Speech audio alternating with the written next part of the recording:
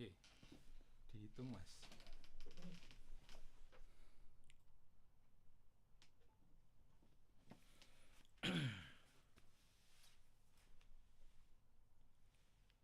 Lima, empat, tiga, dua.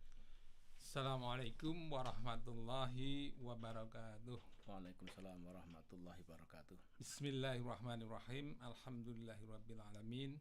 Wabihi nasta'inu ala umuri dunya waddin.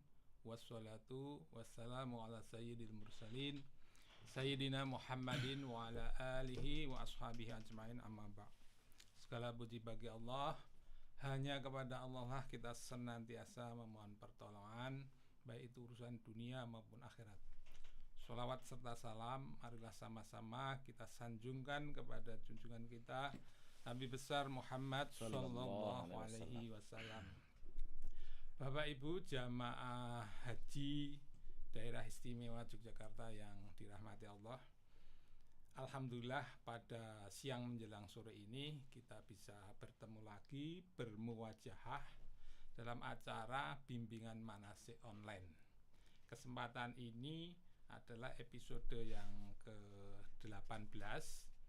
Insya Allah 1 jam ke depan kita akan membahas masalah perjalanan dan ibadah di Arafah. Jadi puncak ibadah kita nanti di Tanah Suci adalah di Padang Arafah. Maka siang ini merupakan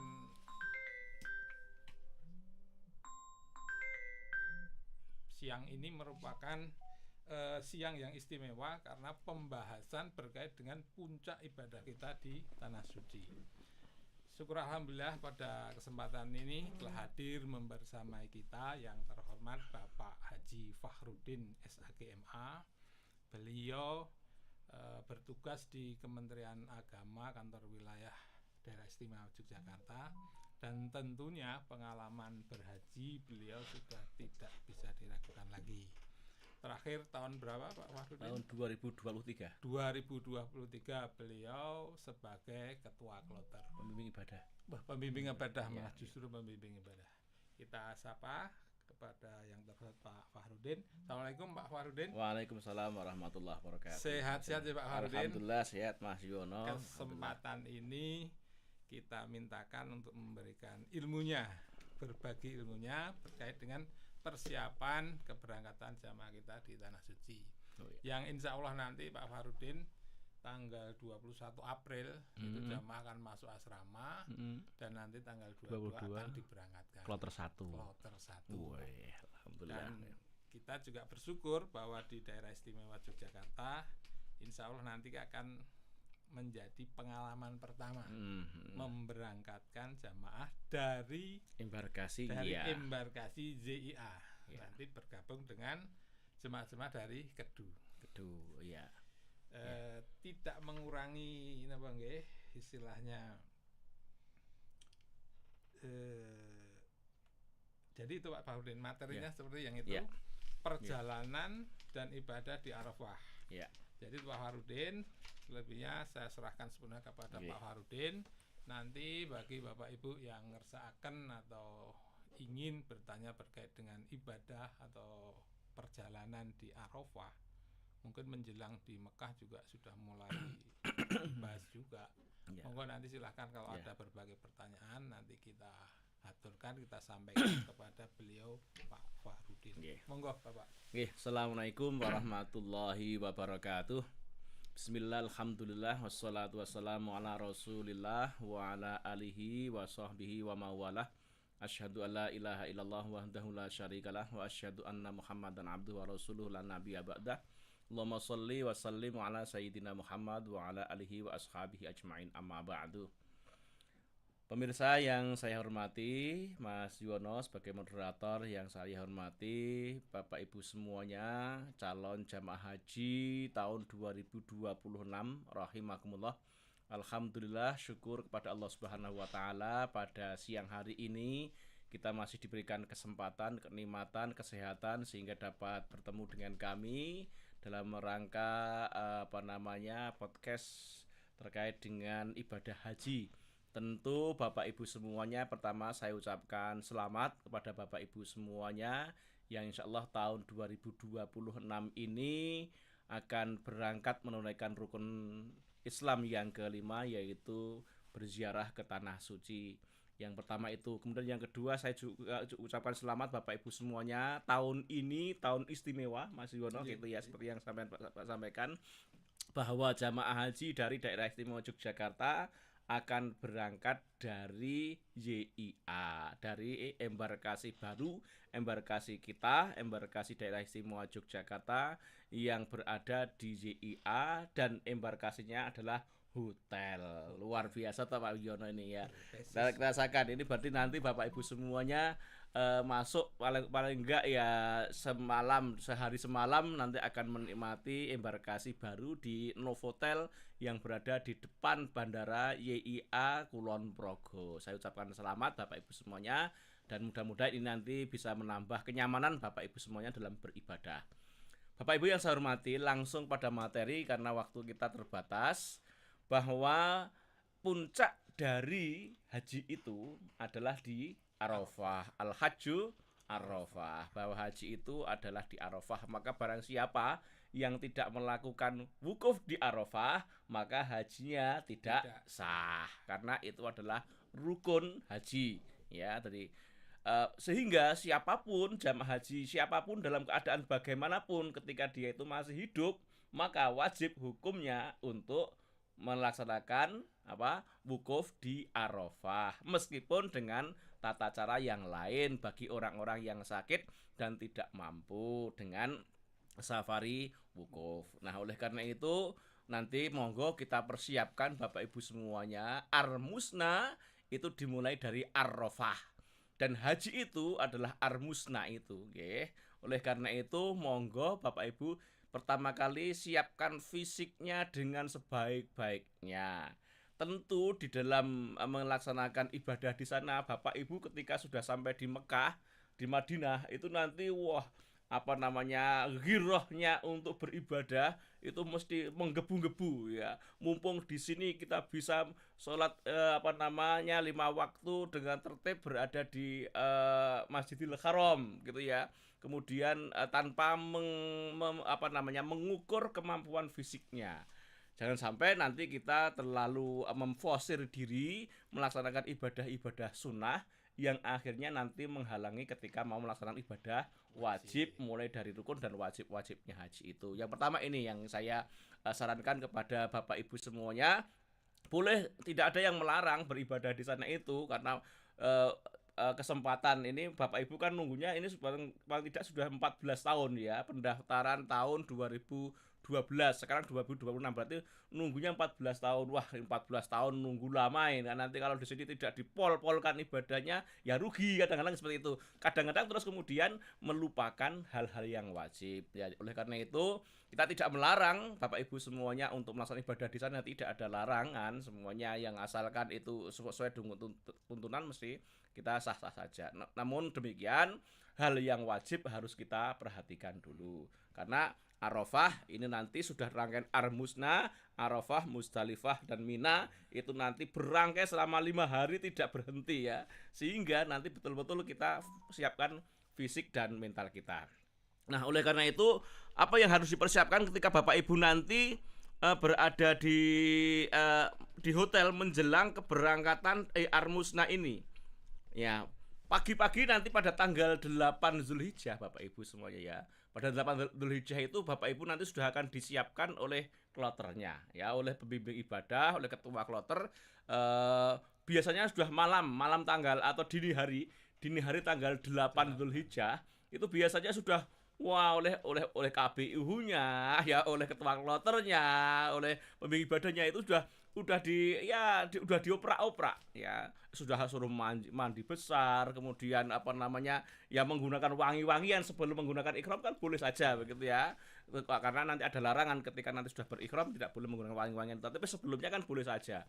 Kemudian suruh menyiapkan segala sesuatunya, persiapan bekalnya, makan dan lain sebagainya, kemudian perbekalan gantinya gitu ya, sudah disiapkan sebelumnya. Nah, oleh karena itu biasanya nanti dini hari itu Bapak Ibu di tanggal 8 Dzulhijjah itu sudah disuruh untuk siap di hotel. Menunggu urutan dari urutan dari wilayahnya masing-masing. Nanti akan keluar atau digiring menuju ke Arafah jam berapa. Ya, kadang-kadang kita menunggu sebelum subuh gitu ya, sudah siap, ternyata berangkatnya jam 10 pagi kadang-kadang. Atau kadang-kadang ya persiapan sehabis subuh tetapi ternyata pagi betul. Nah, ini perlu kesabaran. Ya, perlu kesabaran sehingga kalau nanti Bapak Ibu itu sudah disuruh siap-siap di hotel, sudah di lobi hotel, sudah mau berangkat, kok orang mangkat-mangkat tuh iki, kapan mangkat, ternyata siang ya. Ini ujian bagi kita karena ya itu kan mobilitas kendaraan kan tinggi sehingga mungkin terjadi macet dan lain sebagainya. Nah, ini harus dimaklumi. Maka sesuai ikuti saja perintah dari Ketua Kloter, dari pembimbing ibadah, tentu nanti akan didampingi oleh KPU-nya masing-masing, ya, oleh pembimbingnya masing-masing untuk mempersiapkan diri. Nah, kemudian biasanya tanggal 8 Dzulhijjah pagi itu nanti sudah dibawa dengan dengan bis dari hotelnya masing-masing. Tentu nanti di situ sebelum naik bis Bapak Ibu akan dibimbing oleh pembimbing ibadahnya untuk melaksanakan niat, ya. Labbaik Allahumma hajjan. Jadi sudah nanti di situ ketika sudah mulai niat itu kita sudah berpakaian ihram, ya, berpakaian ihram lengkap, ya. Bapak-bapak nanti tolong betul-betul dicek sebelum niat pakaian ihramnya harus betul-betul sudah sempurna.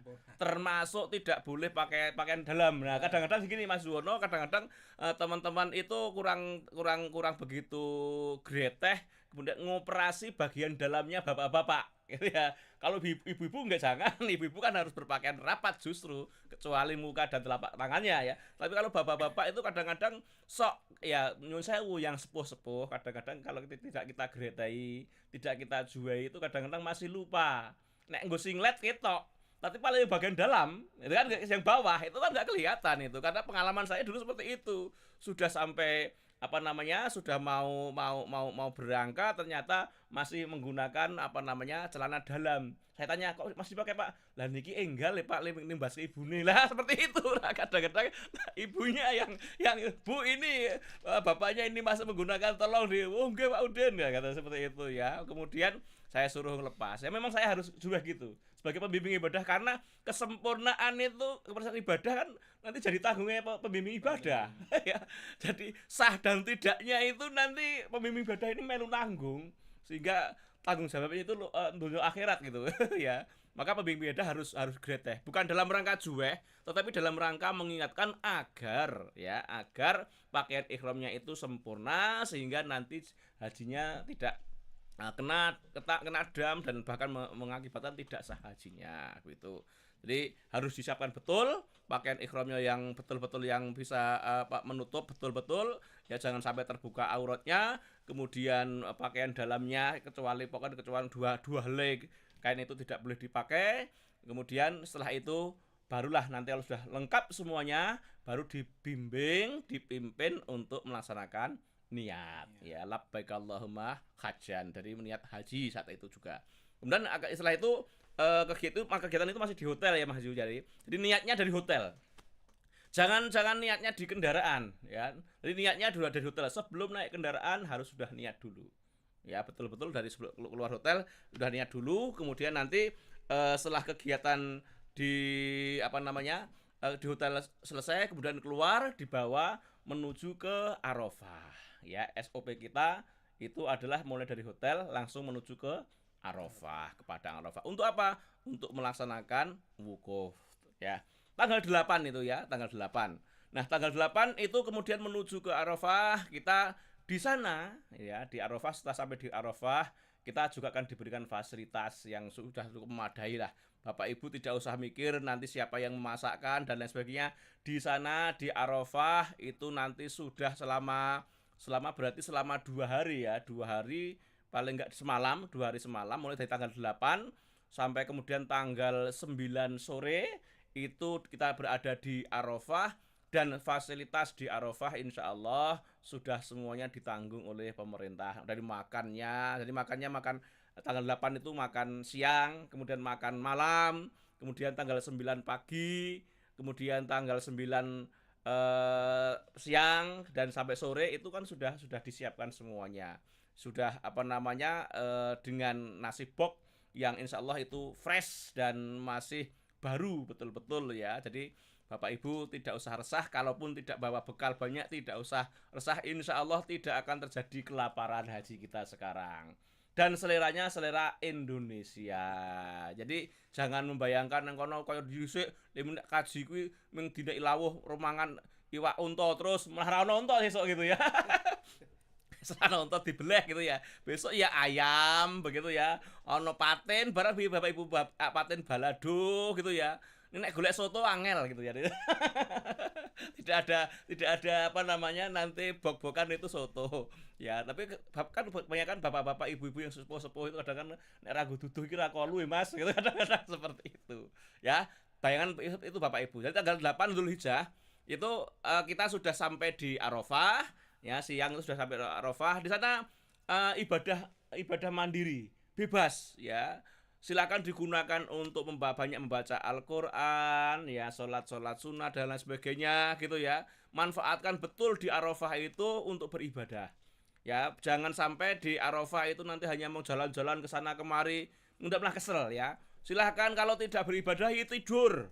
Ya, tidur kemudian istirahat ya, karena posisi ya panas di Arafah itu ya sampai 42 derajat. Nah, ini harus betul-betul Bapak Ibu dijaga kesehatannya. Kalau tidak penting sekali jangan keluar ya, biar tidak terjadi dehidrasi ya. Kalau perlu kadang-kadang ibu-ibu itu nanti ada yang bawa handuk atau bawa kanebo ya, dibasahi kemudian untuk untuk ditutupkan di bun-bunnya begini gitu ya.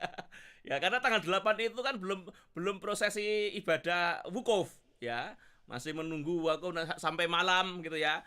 Perbanyak di situ ya, kalau malam kita sudah enak di situ beribadah, kemudian banyak baca Quran ya. Syukur dalam 2 hari di Arafah itu khatamkan Quran gitu, paling tidak ya 5 juz itu paling enggak. Karena untuk apa? Di Arafah selama 2 hari itu kalau enggak digunakan untuk ibadah, untuk baca Quran ya, sholat terus ya kesel gitu ya. Kalau baca Quran sambil duduk ya, nanti kalau ngantuk tidur kan begitu. Bangun lagi kan tugasnya di sana tidak usah mikir sapinya, tidak usah mikir kambingnya, nggak usah mikir ke pasar gitu ya Bapak Ibu. Tapi sudah beribadah saja. Nah, setelah itu nanti pada tanggal 9 Dzulhijjah ya, mulai waktu zuhur ya, itulah nanti waktunya kita melaksanakan wukuf. Nah, di sini Bapak Ibu ya. Ya, jadi sebelum ke wukuf, karena Bapak Ibu itu banyak waktu luang selama 2 hari di sana, ingat di sana ya, pesan saya sangulah jamu Bapak Ibu. Jamu itu apa? Jaga mulut. Karena saking longgarnya waktu, kadang-kadang kita di Arafah itu tidak ibadah tapi ngerumpi. Kebiasaan neng omah digawa neng Arafah. Nah, ini yang terjadi kadang-kadang ngerumpi, ngrenengi kancane gitu ya, dan lain sebagainya itu. Ini tolong ya, kebiasaan-kebiasaan yang ada di rumah yang seperti itu, gandeng waktune akeh, terus gue ngobrol kancane ngerumpi, orang ibadah malah ngrenengi kancane gitu ya, menjelek-jelekan temannya. Jaga jamu, jaga mulut ya di sana. Betul-betul manfaatkan di situ untuk beribadah, untuk baca Quran. Nah, setelah nanti siang pada waktu zuhur, biasanya nanti pembimbing ibadah sudah menyiapkan, ada petugas-petugasnya. Siapa nanti yang menjadi imam, siapa yang muadzin, siapa yang khutbah, siapa yang memimpin doa setelah nanti sholat zuhur. Ya, karena waktu zuhur nanti Bapak Ibu di sana kita akan melaksanakan sholat zuhur dan asar di jamak qashar ya, jamak takdim di waktu sholat zuhur.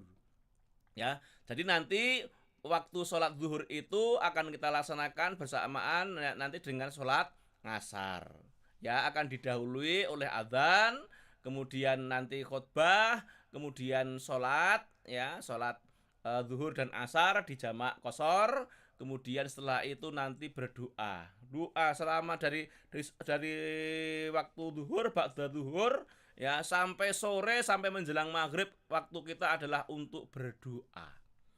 Nanti ada doa-doa yang memang dibimbing oleh pembimbing ibadah ya, akan digilirkan ya, karena kalau sampai dari ba'da zuhur sampai jam 4 sore itu sing mimpin wong siji ya rada teol gitu ya. Biasanya nanti di situ karena banyak KBU nanti pembimbing ibadah itu akan membagi doa ini, nanti yang memimpin bapak ini dan sebagainya. Kita ikuti aja nanti. Ya, sehingga bapak ibu tidak usah resah, aku nang kono ndonga apa, padahal dongane ra apal, nek apa nek suwe ndonga apa meneh gitu ya.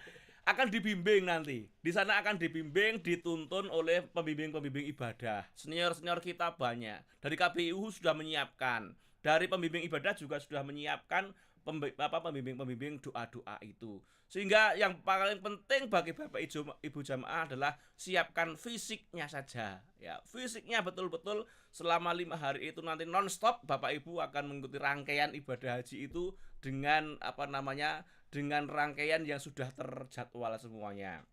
Ya. Kemudian nanti biasanya setelah waktu ba'da asar jam 4, tapi jam 4 itu masih panas Bapak Ibu ya. Jangan membayangkan seperti di sini jam 4 itu paling tinggal 16 atau 20 derajat. Di sana itu jam 4 sore bisa 37 derajat, bisa malah 42 derajat jam 4 sore itu. Nah, biasanya nanti setelah Bapak Ibu melaksanakan wukuf atau setelah berdoa dari zuhur jam tanggal 9 Dzulhijjah itu sampai jam 4 sore atau jam 5 sore itu Bapak Ibu akan diberikan waktu untuk bisa keluar dari tenda. Ya, dari tenda. Kemana? Silahkan mencari tempat-tempat yang teduh untuk berdoa secara mandiri. Nah, termasuk Bapak Ibu nanti akan diberikan waktu tersendiri, silahkan keluar dari dari tenda Arafah, mencari tempat yang teduh, mungkin di bawah pohon Soekarno ya, atau mungkin nanti buat tenda sendiri atau di dekat mana lah, cari tempat yang teduh untuk berdoa secara mandiri. Ya, biasanya ini ibu-ibu, bapak-bapak yang sekeluarga itu berdoa berdua di situ. Sambil juga mendoakan pesanan dari tetangganya. Nanti Bapak Ibu kan sudah banyak pesanan doa tuh itu, sudah disangoni tulisan-tulisan, Bu, saya nanti didoakan sana di sini seperti ini ya, seperti itu. Nah, termasuk nanti di situ itu nanti waktunya berdoa secara mandiri di situ. Ya, Bapak Ibu keluar dari tenda. Ya, langsung menghadap Allah, insyaallah begitu ya. Tidak terhalang apa-apa di bawah langit langsung, kemudian memohon kepada Allah. Insyaallah di Arafah itu adalah doa yang paling makbul. Oleh karena itu ketika di Arafah nanti Bapak-bapak Ibu harus berkata yang sebaik-baiknya, jangan sampai ada lago, jangan sampai ada rofas dan lain sebagainya, karena di itu nanti ucapan-ucapan kita itu nanti akan mencerminkan kehidupan kita dan Allah akan mengabulkan di situ. Nah, oleh karena itu Bapak-bapak Ibu selama melaksanakan ibadah haji ini sangunya satu tadi, jamu tadi itu ya, jaga mulut. Sing biasa sembrono nang omah, biasa sok guyon, sok plesetan nang omah, ini harus dijaga betul di sana. Engko nang kono kladuk nanti ya, dikabulkan Gusti Allah gitu, ulah nanti repot. Bapak Ibu, nanti apa yang panjenengan doakan ya, yang panjenengan kerentekan, silahkan berdoa sebanyak-banyaknya itu memohon pada Allah Subhanahu wa taala sampai waktu datangnya maghrib. Ya. Itu nanti wukuf kita sampai datang waktu maghrib, kemudian nanti maghrib sama isya itu nanti dilanjutkan dengan sholat berjamaah maghrib dan isya secara dijamak qashar lagi. Itu ya. Itu nanti udah waktu sore, kemudian maghrib dan isya. Nah, setelah maghrib dan isya nanti Bapak Ibu sudah harus mempersiapkan kemas-kemas, membawa segala perlengkapannya yang dibawa dari hotel untuk nanti melaksanakan etapa berikutnya menuju ke Muzdalifah. Nah, di sini nanti Bapak Ibu harus betul-betul hati-hati, jangan sampai nanti satu ada barang yang tertinggal, yang kedua jangan sampai teman tertinggal. Kadang-kadang teman-teman ada temannya yang pergi kemana gitu ya, tahu-tahu ditinggal dari rombongannya ya, dari kloternya itu, karena pengalaman kemarin banyak yang tertanya teman-teman kita itu ya gandeng waktu neukeh longgar, terus sebelum berangkat itu ngenteni suwe, terus jalan-jalan entah kemana mau cari rombongannya lagi, lupa karena apa namanya tendanya itu yang mana, jalannya yang mana, itu banyak seperti itu tadi.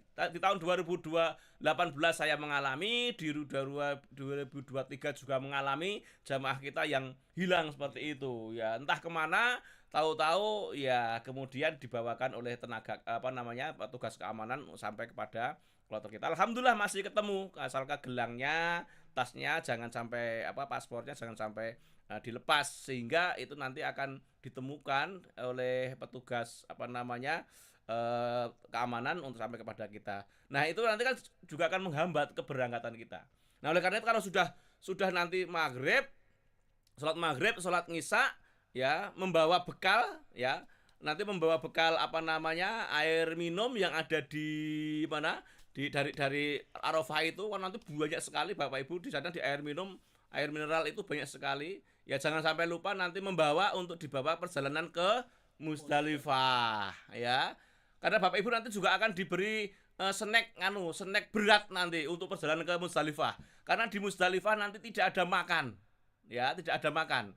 Jadi kalau mau beli bakso juga nggak ada penjual bakso di sana Bapak Ibu ya, mau beli arem-arem ranung dodol ya. Maka nanti Bapak Ibu itu ketika di Arafah itu nanti akan diberi bekal snack berat untuk bekal perjalanan menuju ke Musdalifah ya, ke Musdalifah. Karena di Musdalifah itu nanti SOP-nya kan tidak lama, hanya bermalam, hanya semalam, paling nanti ya hanya tidur sebentar atau bisa sholat atau di Musdalifah sambil mencari kerikil untuk persiapan ke Mina, kemudian nanti berangkat lagi ke Mina. Itu teorinya. Tetapi kadang-kadang justru nanti di Musdalifah itu kita bisa semalam, bahkan sampai berangkatnya siang hari, seperti saya dulu tahun 2023 jam 1 siang baru baru keluar dari Musdalifah. Akhirnya banyak yang dehidrasi karena tidak bawa minum ya. Jadi situ nanti Bapak Ibu. Jadi perjalanan di Arafah itu Bapak Ibu, karena di situ adalah puncaknya haji Bapak Ibu, tolong benar-benar mulai saat itu benar-benar manfaatkan waktu untuk beribadah dan berdoa semaksimal mungkin. Jangan banyak jalan-jalan, jangan banyak selfie ya. Bolehlah foto dengan dengan tendanya, tapi ya jangan sedikit-sedikit apa-apa difoto dan sana itu. Karena sekarang Bapak Ibu itu asal gerak dikit foto, dikit selfie, kemudian diupload di tanah air di keluarganya. Nah, boleh saja nanti aja meneh kok malah salat zuhur malah difoto dhewe selfie kan gitu ya.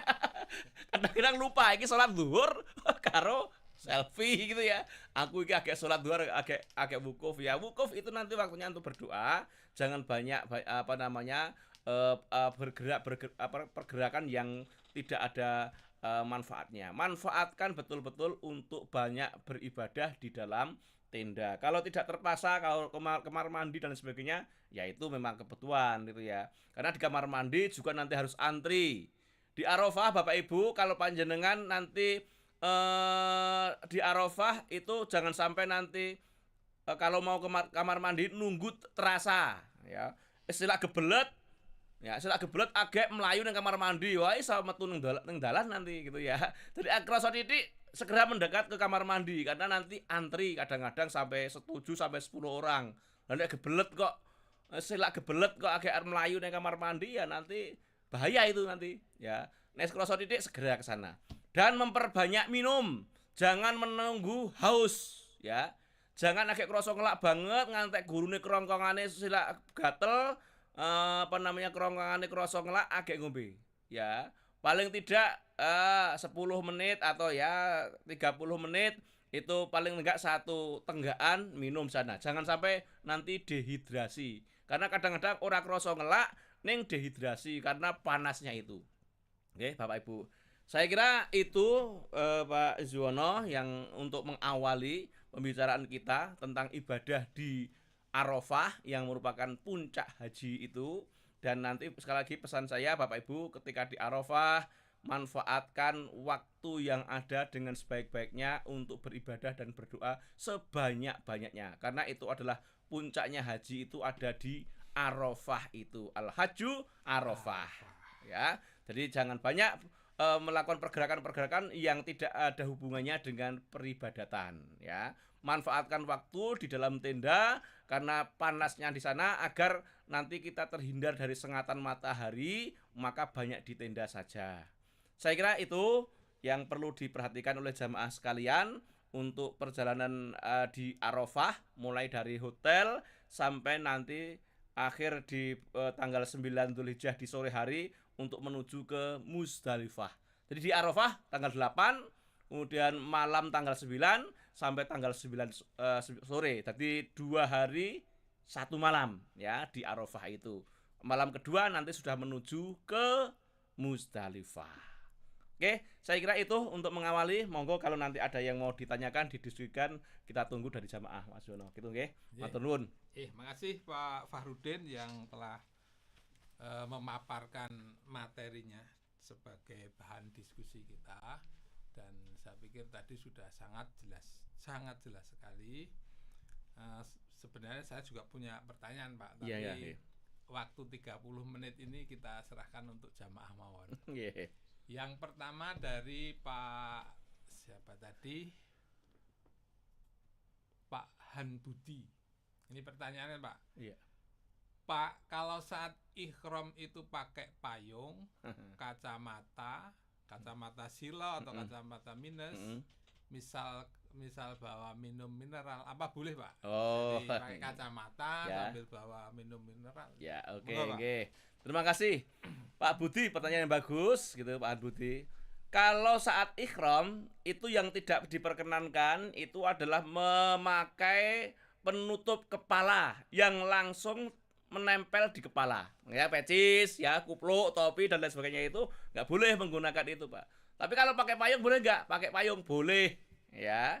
Bahkan nanti Bapak Ibu juga akan diberi fasilitas payung ya untuk melindungi. Jadi kalau memakai payung boleh. Yang tidak boleh itu menggunakan penutup kepala yang menempel di kepala. Pakai kacamata minus boleh saja. Membawa minuman air mineral boleh ya.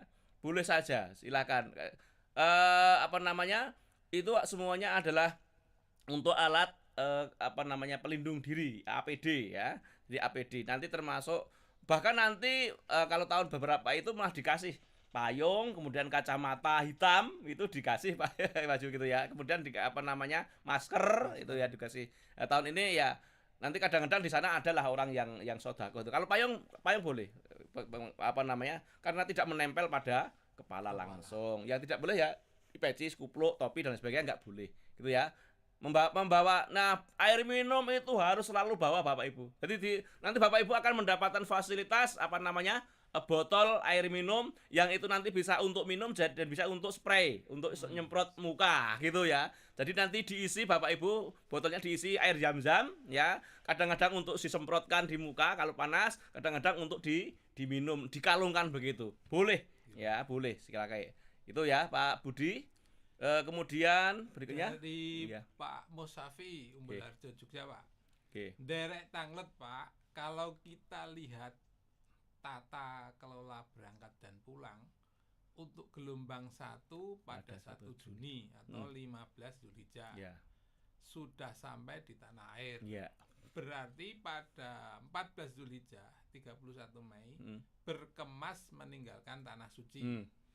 Terus kira-kira bagaimana yang belum bisa tawaf ifadah karena sakit atau haid? Dan berarti pada tanggal 13 Dzulhijjah sudah tidak melakukan lempar jumroh. Ya, oke. Terima kasih Pak. Ini Pak. Memang untuk gelombang pertama, kloter pertama. Nah, itu memang kesannya ya, dan memang waktunya seperti itu Pak Ayu. Jadi nanti Bapak Ibu di kloter 1 itu sebelum berangkat ke Arafah melaksanakan Armusna itu tas koper Bapak Ibu itu sudah ditimbang ya, sudah dipersiapkan untuk keberangkatan pulang gitu ya. Memang ya harusnya seperti itu. Memang tanggal 8 itu nanti kita berangkat ke Arafah. Berarti nanti tanggal 6 itu sudah tas sudah siap untuk dikemas dibawa ke ke bandara. Nah, ini memang harus tata kelola di kloter betul-betul direncanakan dengan sebaik-baiknya agar nanti jangan sampai terjadi ada yang pergi meninggalkan Arafah, tasnya tas koper besar ya, tas koper besar itu belum disiapkan. Ini betul-betul ketua kloter harus betul-betul teliti nanti ya. Jadi kalau tidak nanti ini sangat riskan untuk itu. Jadi kemudian tentu nanti dari pembimbing ibadah juga akan memperkirakan sebelum berangkat ke Arafah itu akan mendata dulu termasuk jamaah yang perempuan terutama yang sering ada halangan gitu sudah didata, dan tentu dari dokter kloter juga nanti sudah juga mengantisipasi agar nanti tidak terjadi ketika waktunya tawaf ifadah itu dia head ya, sehingga bisa melaksanakan tawaf ifadah. Namun demikian nanti ada tata cara khusus kalau memang sudah terpaksa sudah mau pulang, kemudian dia masih keadaan tidak suci atau mungkin masih head. Nah, itu nanti pembimbing ibadah dan dokter kloter akan memberikan trik-trik seperti apa agar nanti dia tetap bisa melaksanakan tawaf ifadah. Iya, karena sudah terpaksa besok pagi sudah berangkat, sekarang belum tawaf ifadah kan resah sekali ini. Ini bagaimana caranya nanti supaya ya diantisipasi sejak awal. Kalau nggak bisa diantisipasi sejak awal, nanti pada saatnya itu nanti akan akan diberi trik strategi untuk agar nanti dia bisa melaksanakan tawaf ifadah. Iya. Karena dalam keadaan terpaksa ya, ini ada rukhsah gitu nanti ya, ada rukhsah untuk keadaan terpaksa itu ya. Tapi orang tawaf ifadah gimana, rukunnya berarti kan tidak terlaksana lagi gitu kan, rukun tawaf ifadah itu rukun haji rasah nanti, maka ada strategi bagaimana akan dibimbing oleh pembimbing ibadah serta nanti dokter kloter untuk bagaimana tetap dia itu sebelum pulang bisa melaksanakan tawaf ifadah. Jadi nggak usah resah Pak gitu ya. Nanti kita tahu yang masih ibu-ibu yang masih aktif ya, yang masih muda-muda ini kadang-kadang resah. Tapi nanti pembimbing ibadah tentu akan bisa memberikan strategi bagaimana supaya dia tetap bisa tawaf ifadah sebelum pulang. Nah, sebelum pulang begitu. Gitu Pak, nggih. Nanti akan dibimbing secara khusus seperti itu. Nggih. Kemudian dari saya tambah lagi Pak, saya tambah lagi. Artinya yang nanti yang yang kloter pertama itu tidak bisa mengambil nafar sani Pak. Berarti dia nafar awal karena tanggal 13 dia sudah meninggalkan sana gitu ya. Jadi dia nanti kloter pertama itu tanggal 12 Dzulhijjah. 12 Dzulhijjah itu dia harus sudah meninggalkan Mina. Maka dia harus mengambil nafar awal. Nggak bisa nanti nafar sani. Karena dia tanggal 13 harus sudah kembali ke Mekah untuk tawaf ifadah. Tanggal 14 sudah ya ini menyangkut nafar awal dan nafar sani. Jadi lempar jumrohnya hanya jumroh Aqobah di tanggal 10, kemudian tanggal 11 dan tanggal 12 itu untuk tiga jumroh itu. Nafarnya nafar awal gitu Pak ya. Dari Pak Syafi'i itu nanti. Ini terkait dengan Jamarot. Terus ada lagi nih. Kemudian dari Mas Muhammad Isnaini mungkin. Assalamualaikum warahmatullahi wabarakatuh. Menanyakan hal-hal di Musdalifah. Saat mabit, apakah di sana ada alas yang sudah disiapkan oleh panitia atau kita harus bawa tikar atau apalah? Ya. Karena mungkin butuh untuk istirahat juga. Ya. Bagi tips-tipsnya Pak. Oke, terima kasih Pak Esda ini ya. Saya kebetulan di Musdalifah itu 3 kali ke sana itu bermacam-macam kejadiannya. Jadi tidak bisa disamakan tahun kemarin seperti ini, tahun kemarin nggak bisa. Cuman beberapa hal yang saya sampaikan kepada bapak-bapak semuanya. Pertama, bahwa di Musdalifah itu di sana sudah ada alasnya memang. Meskipun padang pasir begitu ya, atau kerikil di sana itu ada alasnya. Alasnya berupa karpet ya, kalau kita karpet tamu itulah, karpet yang besar tebal-tebal itu yang merah-merah itu. Ya tapi karena diinjak-injak orang kan ya akhirnya juga kotor gitu ya. Ya nggak seperti di rumah, karpet yang tebal itu untuk ruang tamu dan bersih, wangi gitu ya. Di sana ya ada karpet yang tebal-tebal begitu. Cuman tidak bisa seluruh Musdalifah itu tertutup oleh karpet. Maka kita juga membawa tikar, dan tapi nggak usah membawa tikar yang tebal-tebal. Ya gue nggak usah kayak Arab gue. Kayak pengajian diri gitu ya. Ya membawa itu aja apa namanya tikar kecil yang atau mungkin yang dari plastik itu ya, yang banyak yang orang yang menjual di sana itu yang sekaligus tikar ada apa namanya ketika ditiup ada bantalnya. Bukan tikar itu ya, seperti mantel atau seperti ponco gitu ya. Itu untuk alas saja. Itu nanti yang mudah dilipat, yang ringkes ya mudah dibawa masukkan di tas. Jangan membawa tikar kayak kita di rumah mau untuk pengajian itu. Ya kita bawa alas apa adanya saja, karena di sana juga tidak lama, dan kalau nanti kita pas tidak tidak terlalu penuh, itu ada karpet ya sudah tergelar di sana gitu ya. Nah, tapi di sana nanti tidak akan mendapatkan fasilitas makan dan minum ya di Musdalifah itu, ya, karena hanya sebentar. Kemudian di sana nanti yang paling pokok di Musdalifah Bapak Ibu ada untuk mencari kerikil ya, kerikil paling tidak 70 butir ya, dan di sana nanti banyak orang yang mengasih, yang sedekah kerikil itu banyak nanti di sana itu ya. Kalau tidak dikasih sedekah nanti di Musdalifah itu tidak kehabisan kerikil, meskipun berjuta orang di sana itu nanti di Musdalifah tidak akan kehabisan kerikil ya. Kerikilnya yang standar untuk melempar saja, jangan kerikil untuk melintang seperti di kita gitu ya. Jadi jangan bayangkan kerikilnya yang gede-gede kita untuk melintang Mapuro gitu ya. Tapi kerikilnya sudah disiapkan yang kecil-kecil. Jumlahnya 70 lah disiapkan paling tidak minimal itu. Kemudian tipsnya di Musdalifah itu karena di sana tidak ada fasilitas untuk makan dan minum, maka ya tadi bekal yang dari Arafah tadi paling tidak bawa minumnya agak banyak. Karena di sana ya siapa tahu seperti kejadian di tahun 2023 yang bukan korbannya ya, yang pelakunya salah satunya adalah saya dan jamaah saya di kloter 52 gitu ya. Jam 1 siang baru meninggalkan Musdalifah, jadi kayak apa gitu ya. Gitu Pak ya. Pak Isnain. Kemudian dari Ibu Tias Safitri. Berarti bawa baju putih ikhram minimal 5 ya Pak, untuk tanggal 8 dan 12. Yang pertama. Kemudian kan di Arafah dan Musdalifah tidak bisa mencuci baju. Sempat mandi tidak ya selama 5 hari itu. Nah, ini kadang-kadang yang banyak Bapak Ibu itu kok 5 dino ora adus kayak ngopo gitu ya. Banyak yang menanyakan gitu. Oke, terima kasih Bu Tias Safitri. Bu Tias, jadi ketika kita nanti ibu-ibu ya ini kalau membawa baju 5, baju putih ikhram 5 itu ya terlalu banyak rekoso nggih Bapak Ibu. Bu Safitri, jadi nanti Bapak Ibu ketika nanti berpakaian ikhramnya itu yang itu kan hanya mulai tanggal berapa? Tanggal 8 Dzulhijjah, 8, 9, 10. Jadi hanya 3 hari Bu Fitri kita berpakaian ikhram itu. Setelah tahalul awal nanti kita sudah bebas gitu ya. Jadi tanggal 8, 9, 10 ini berpakaian ikhramnya tak hanya 3 hari itu.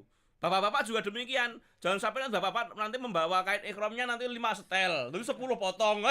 Kopernya ya gede. Iya, kalau untuk bapak-bapak cukup 3 helai saja, Pak. Jadi yang 2 sudah dipakai, ya, yang sudah dipakai 1 untuk tapian, yang 1 untuk serempang, yang 1 dimasukkan koper kecil. Itu bapak-bapak. Kain ikhramnya cukup 3 loh bapak-bapak. Jangan membawa 3 setel 6 potong wala nanti ya kekebaan itu saja nanti nggak bisa bawa apa-apa. Jadi untuk bapak-bapak cukup 3, yang 2 dipakai, yang 1 dimasukkan di koper kecil, itu ya. Untuk ibu-ibu Safitri selama berpakaian ikhram itu kan juga tidak harus berpakaian putih, ya. Yang penting nutup aurat semuanya. Dari baju boleh putih, boleh hitam, boleh hijau, terserah pakaian ikhram ibu, ya. Jadi tidak harus berpakaian putih. Yang penting nutup aurat. Ya, yang dibuka hanya muka dan telapak tangannya. Jadi itu pun hanya tanggal 8, 9, 10. Yang 11 sampai 12, 13 Ya bukan berarti terus buka bebas berpakaian jukensi ya tidak ya. Tapi tidak itu artinya terbuka, tidak pakai kaos kaki apa kemudian terbuka sedikit tangannya begini ya nggak apa-apa. Ketika nanti untuk jamarot di tanggal 11 12 itu kan sudah berpakaian bebas. Bapak-bapak juga demikian. Ketika berpakaian ihram kan hanya sampai tanggal 10.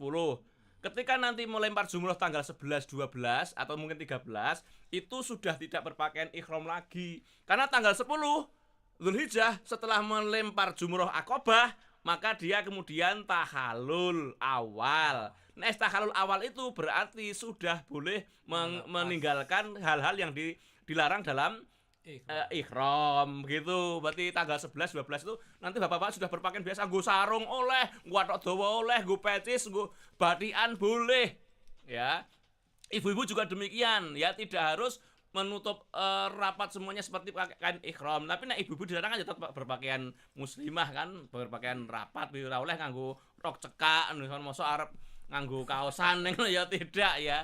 Tetap menutup aurat, tetapi itu sudah tidak termasuk dalam berpakaian ihram. Hanya sampai tanggal 10 setelah melempar jumroh Aqabah tahallul awal. Nah, itu nanti tanggal 11-nya besok sudah bebas. Gitu ya, Bu Safitri. Kemudian bagaimana apakah selama 5 hari itu tidak boleh Pak mandi? Ya boleh mandi biasa. Bapak-bapak juga mandi, cuman kalau mandi itu ya di kamar mandi sendiri, jangan jamaah gitu ya. Jangan dengan teman yang lainnya. Ya kalau mandi kemudian kalau 5 hari nggak mandi terus piye nanti Bu? Ya boleh mandi, ya silahkan saja mandi. Tetapi ketika keluar dari kamar mandi, pakaian ihramnya harus lengkap juga selama 3 hari. Yang ya bukan 5 hari ya Bu Safitri, ya 3 hari itu. Ya, tetapi kalau menutup aurat ya itu selamanya menutup aurat, cuman sudah tidak kena hukum berpakaian ihram tadi itu setelah 3 hari, setelah tanggal 10 begitu ya. Berarti tidak pakai kaos kaki juga nggak apa-apa. Tapi kalau apa namanya sudah masih berpakaian ihram, keluar dari kamar mandi harus sudah kaos kaki lengkap kan begitu. Kalau masih berpakaian ihram sampai tanggal 10. Nek tanggal 11 lek nganggo kaos kaki ning njaba ora apa-apa, ora kaos kakinan ya ora apa-apa kan begitu. Tapi tetap menutup aurat. Gitu ya, Putih. Jadi tetap mandi. Bapak-bapak juga demikian. Mosok 5 dina ratus kaya ngopo. Ning kono 5 dina ratus ora mampu Mas Yu. Iya, enggak keringetan ya, enggak. Wong nggo sabun mboten Pak Nadus. Ora sabunan ra apa-apa. Wong 105 dina ora mampu kok. Kejaba nang omah kene 3 dina 2 dina 200 ya mampu. Sabunane ya ora sabunan ra apa-apa. Enggak usah neng kono enggak usah baper-baper banget lah gitu ya. Enggak aku nek salat nang masjid ndak mampu lah enggak usah mikir itu. Ya baper banget gitu. Kalau di rumah boleh, kalau di sana itu insyaallah selama 5 hari umpama kepeksa ora mandi, ora mampu kayak di rumah. Ya sudah ngandel saya coba prakteki gitu ya. Tapi kalau mau mandi ya boleh untuk kesehatan kok mosok 5 dina ratus kaya ngopo rasane kan begitu ya. Itu ya itu saya kira. Nggih Pak, matur nuwun. Ini beberapa pertanyaan dari jamaah telah Pak Farudin jawab dengan panjang lebar. Sementara belum ada lagi Pak. Nah ini ya. Dari kami aja Pak untuk karena masih 15 menit. Ya, oke. Jadi Arafah itu nanti sebagai puncak ibadah haji. Karena itu puncak, kalau tidak bisa wukuf berarti tidak sah hajinya. Iya, maka stressingnya jamaah itu ketika di Madinah atau di Makkah itu betul-betul menjaga kesehatan. Betul, iya. Jangan sampai yang sunah-sunah hebat, tapi puncaknya malah justru jeglek pasan kita karena nggak jaga kesehatan, betul Mas Yu ya. Jadi konsentrasinya, stressingnya tetap jaga kesehatan. Iya, jaga kesehatan itu sangat-sangat. Lah, kaitannya dengan ini Pak, mungkin ada jamaah yang betul-betul uzur, ada yang sakit dan lain sebagainya. Kemudian ada istilah, 2 istilah Pak. Safari wukuf. Ya. Kemudian ada juga istilah murur. Murur. Nah, Pak niku seperti apa gitu. Ya. Oke, baik, terima kasih Mas Yu. Jadi Bapak Ibu, karena tadi saya sampaikan al-hajju Arafah, bahwa haji itu adalah Arafah, maka barang siapa yang tidak berwukuf di Arafah maka hajinya tidak sah.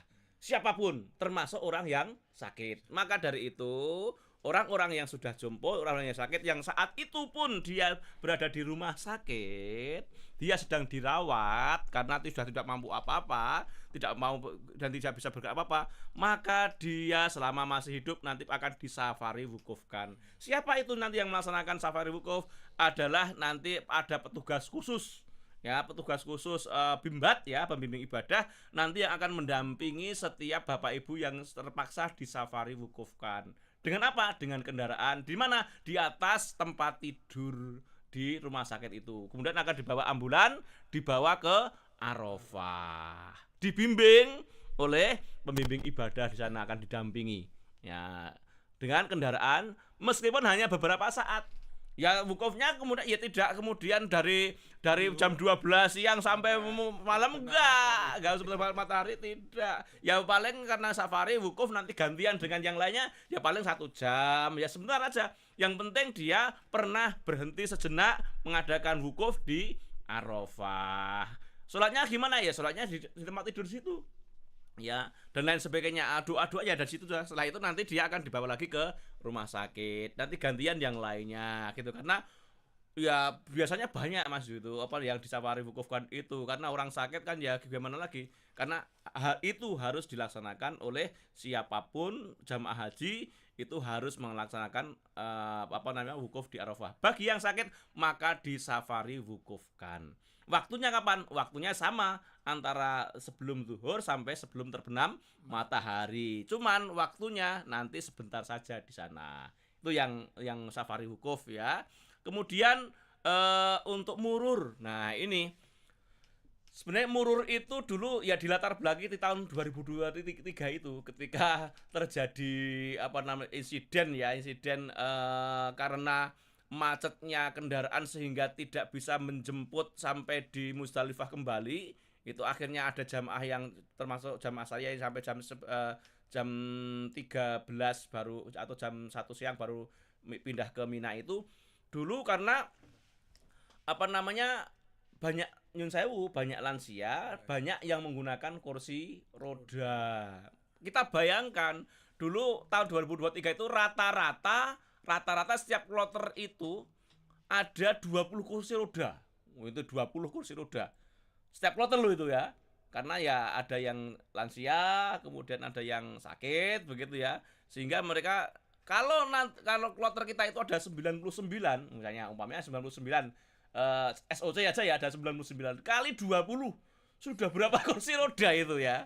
Sedangkan kita tahu posisi Musdalifah itu, atau ya Arab secara umum lah, itu tanahnya kan pasir.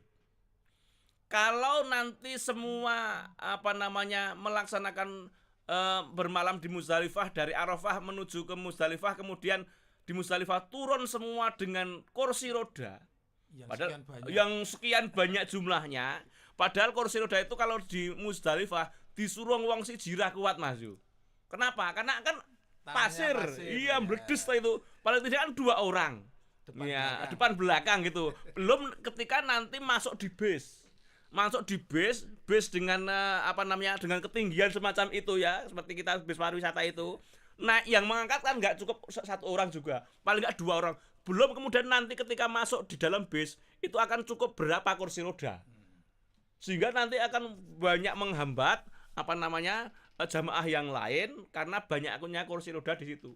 Maka kemudian ada kebijakan untuk orang-orang yang berkursi roda dari Arafah kemudian menuju ke Musdalifah mau ke Mina itu dengan murur, kan begitu. Jadi naik bis tersendiri nanti dari Arafah dibawa ke Musdalifah, nanti dia hanya tidak turun, berhenti sebentar kan begitu, ya. Terus langsung ke Mina. Nah, gitu. Jadi tidak turun di Musdalifah. Karena apa? Faktor kemacetan, faktor tenaga, faktor penumpuknya, ya, dan sebagainya itu. Maka bis tadi itu hanya berhenti sebentar, ya, bermalam di Musdalifah. Kan bermalam itu tidak harus semalam suntuk kan, yang penting berhenti kemudian langsung dibawa ke Mina. Itu bagi orang-orang yang menggunakan kursi roda, kan dibimbing oleh sendiri. Maka di Musdalifah tidak terjadi penumpukan kursi roda. Wong dalam 2023 itu juga masih banyak yang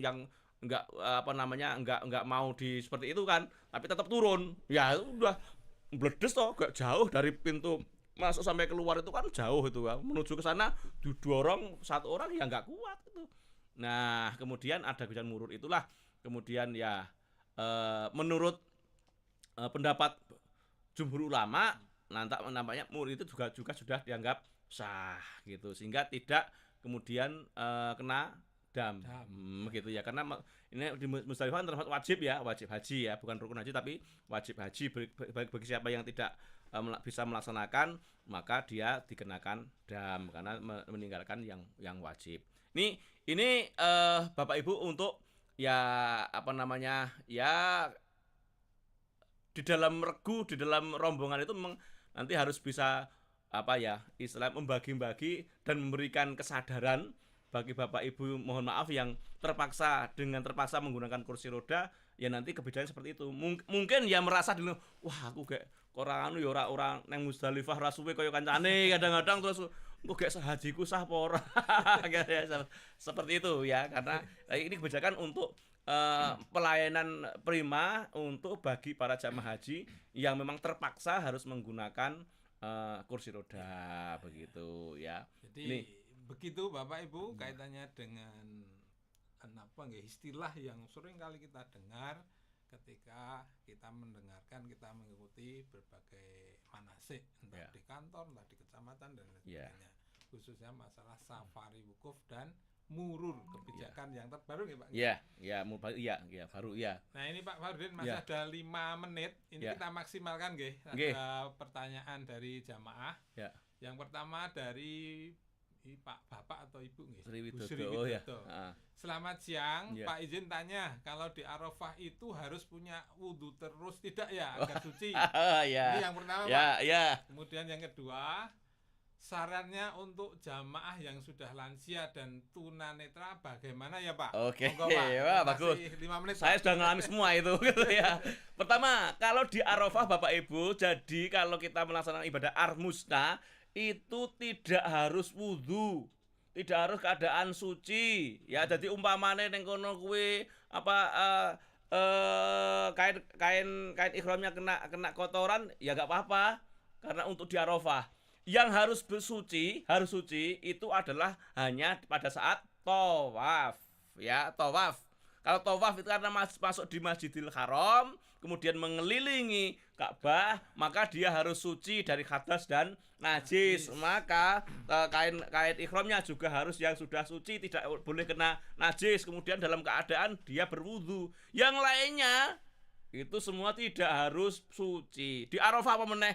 Masa sedina rong dina sewengi nahan tahu padahal kan bola-balik di kamar mandi gitu ya. Itu jadi tidak harus bersuci. Jadi kena najis ya enggak apa-apa, kemudian tidak wudu enggak apa-apa. Jadi termasuk ketika Bapak Ibu meskipun masih ada di dalam Masjidil Haram, ketika melaksanakan sa'i juga tidak harus suci. Pokoknya yang harus bersuci itu adalah hanya tawaf ya. Ketika tawaf harus bersuci. Batal wudu. Tapi kalau sa'i meskipun masih ada di Masjidil Haram, lari-lari kecil dari Safa dan Marwah, kentut rapopo gitu ya. Ini tidak harus bersuci, jadi enggak apa-apa ya. Jadi sekali lagi saya tegaskan, yang harus bersuci adalah hanya ketika tawaf, karena tawaf itu seperti sholat. Ya, seperti sholat itu. Itu Bapak ya, Pak Sri Widodo tadi, itu ya. Kemudian Pak Sidik, untuk jamaah yang sudah lansia dan tunanetra bagaimana Pak? Nah, yang lansia tentu kalau tidak ada pendampingnya, ya syukur nanti ada pendampingnya dari anaknya atau cucunya dan lain sebagainya. Itu sebaiknya memang harus didampingi ya. Kasihan nanti kalau nggak didampingi karena kebutuhan pribadi itu nanti tidak bisa dilaksanakan sendiri. Termasuk di dalamnya ada tunanetra ya. Kemarin ada jamaah saya itu ya karena izin Allah ya. Jadi tunanetra kemudian yang mau mendampingi istrinya seminggu sebelum keberangkatan istrinya tabrakan kecelakaan. Kakinya harus digip begitu ya. Ya terpaksa dia. Kemudian ini ya kita yang tunanetra dan yang lansia ini nanti berbaik-baik dari ketua regu dan ketua rombongan. Paling enggak di regunya. Ya, diregunya nanti harus memperhatikan itu supaya nanti yang tunanetra itu ada yang nuntun. Ya, nuntun kemana-mana dituntun, ada yang mendampingi. Kemudian kalau nanti yang lansia itu memang sudah tidak mampu untuk melaksanakan ibadah, baiknya diwakilkan. Contoh misalnya jamarot, ya, dibadalkan temannya dalam satu regu dibagi nanti. Kebetulan kalau ada yang lansia, ada yang tunanetra, kalau mau diajak ke jamarot kan nanti lama jalannya 2-4 kilo, soalnya pulang pergi 8 kilo. Wah, nanti gimana ini apalagi lansia. Nah, dibadalkan.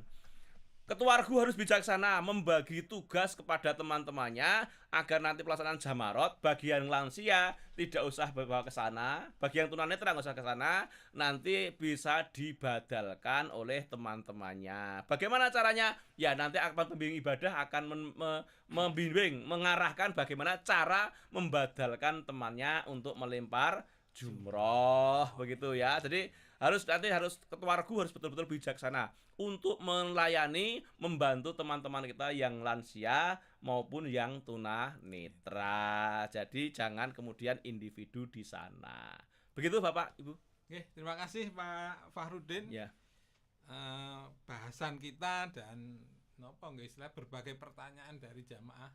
Pertanyaan itu tidak terlalu angel-angel, tapi setiap jamaah Mas justru mengalami hal-hal seperti itu. Ini jadi bagus Pak. Jadi artinya ketakutan kita di sana ini mah terjawab. Ya, insyaallah gitu ya. Terima kasih Bapak Ibu sekalian yang telah mengikuti acara podcast pada siang menjelang sore ini. Dan tentunya terima kasih kepada Pak Fahrudin yang telah memberikan ilmunya.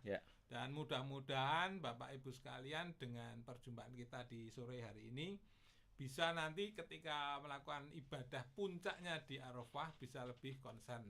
Dan nanti seluruh rangkaian ibadah yang ada di Tanah Suci bisa dilaksanakan dengan sempurna. Amin. Dan kami berdoa mudah-mudahan Bapak Ibu sekalian ketika kundur betul-betul pikanto predikat haji yang mabrur. Amin. Amin. Demikian dari kami berdua. Ada salahnya kita mohon maaf yang sebesar-besarnya. Mari kita akhiri perjumpaan sore ini dengan membaca hamdalah bersama. Alhamdulillahirrabbilalamin. Dari kami, assalamualaikum warahmatullahi wabarakatuh. Waalaikumsalam warahmatullahi wabarakatuh. Terima kasih Bapak Ibu semuanya. Maturun. Alhamdulillah.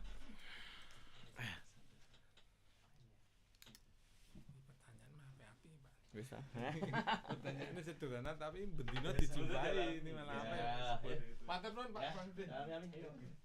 Mas, makasih ya Mas.